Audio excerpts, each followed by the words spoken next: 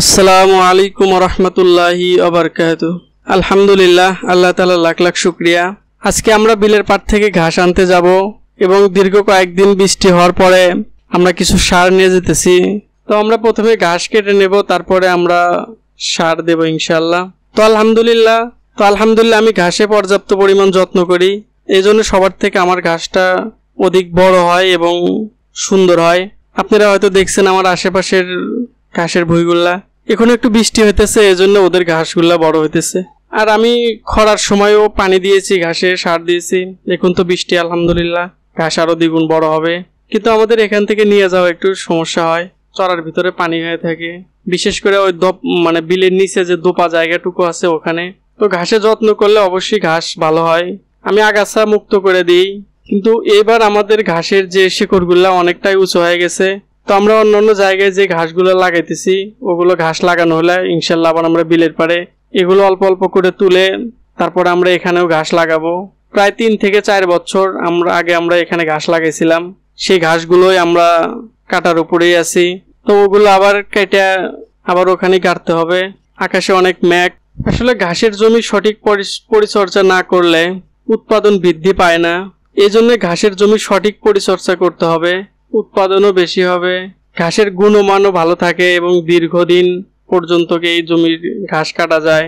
আর ঘাসের জমির ভিতরে যে আগাছাগুলো থাকে সেই আগাছাগুলো যদি দ্রুত আমরা কেটে ফেলি বা সরায় ফেলি, সেক্ষেত্রে দেখা যায় আমাদের যে মূল ঘাসগুলো আছে সেগুলো অনেকটাই বড় হয়ে যায়।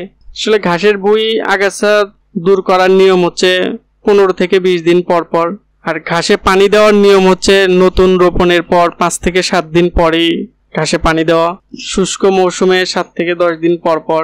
আর ঘাসগুলো 2.5 থেকে 3 ফিট হলে ঘাসগুলো কাটলে ভালো গুণগত মান পাওয়া যায়, পুষ্টিগুণও ভালো থাকে। সাধারণত ঘাস 30 থেকে 45 দিনের মধ্যেই বড় হয়ে যায়, কাটা লাগে। কিন্তু আমাদের বিলের পাড়ে যে ঘাসগুলো, বিশেষ করে এই সিজনে আমরা 25 থেকে 30 দিনের মধ্যে আমরা ঘাস কাটতে পারি, এরকম দ্রুত বড় হয় আমাদের এখানকার ঘাস। সার না দিলেও অনেক বেশি বড় হয়, কিন্তু আমরা মাঝে মধ্যে সার দিই। আর আমাদের এখানে গোবর বা জৈব সার দেওয়া হয় না সহজে, অনেক দূরে নিয়ে আসা অনেক কষ্টের, এজন্য আমরা এখানে ওই ধরনের সার দিই না। এই সিজনে তো আমাদের এখানে প্রচুর পানি হয়ে থাকে। তো ইনশাল্লাহ আবার পানি হলে আপনাদের দেখাবো আমরা পানির ভিতরে কিভাবে মাছ মারি। এখানে কারেন্ট জাল দিয়ে মাছ মারা হয়, চায়না জাল দিয়ে মাছ মারা হয়, দারকি দিয়ে অনেকেই মাছ মারে।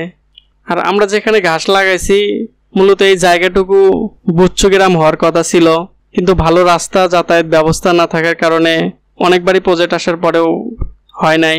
আমার ঘাসের বইয়ের সাথে লাগানো যে বইটা প্রায় 40 শতকের মতো, আমরা 20 শতক ঘাস গাড়ছি আর 20 শতক আমার ফুবা গাড়ছে। তো ফুবার বইয়ে খুব বেশি যত্ন করা হয় না, 2-1 বার যা পানি দেওয়া লাগে আমি দিয়ে দিই যখন আমার বইয়ে পানি দিই। কিন্তু সার তো আর দেওয়া সম্ভব না, সার নিজের জন্য নিয়ে আসি, নিজের বই দিই। ওদের ঘাসগুলো লাল হয়ে গেছে, আমার ঘাসগুলো সবুজ এবং ওদের ঘাস থেকে অনেক বড়। আর ওদের ঘাস একবার কাটার সাথে আমার ঘাস আমি 2 বার কাটছি, দ্বিতীয়বার কাটা প্রায় সমান সমান হয়ে গেছে ওদের ঘাসের সাথে। যাই হোক, আলহামদুলিল্লাহ পরিশ্রম করলে আল্লাহ তাআলা পরিশ্রমের ফল অবশ্যই দেয়। তো আমাদের যে চড়াটা দেখতেছেন এই চড়া পুরো পানি হয়ে থাকে, বৃষ্টির পানি এদিক ওদিক বাড়ানোরও সুযোগ থাকে না, যার কারণে এদিক দিয়ে পানি দিয়ে ভরে যায়। আমাদের বাড়ির থেকে নামার পরে যে রাস্তাটা আছে সেই রাস্তা থেকে জাল পাতা শুরু হয় বিল পর্যন্ত। আবার মাঝে মধ্যে বেশি বৃষ্টি হওয়ার কারণে আমাদের রাস্তার পুরো পানি উঠে যায়। তো তারপরে আল্লাহ তাআলার এক শুকরিয়া যে আমরা নিরিবিলি পরিবেশে বাস করি। সবাই আমাদের জন্য দোয়া করবেন, আমাদের খামারের জন্য সবাই দোয়া করবেন। হাসবুনাল্লাহু ওয়া নি'মাল ওয়াকিল, বান্দার জন্য আল্লাহ তাআলা যথেষ্ট।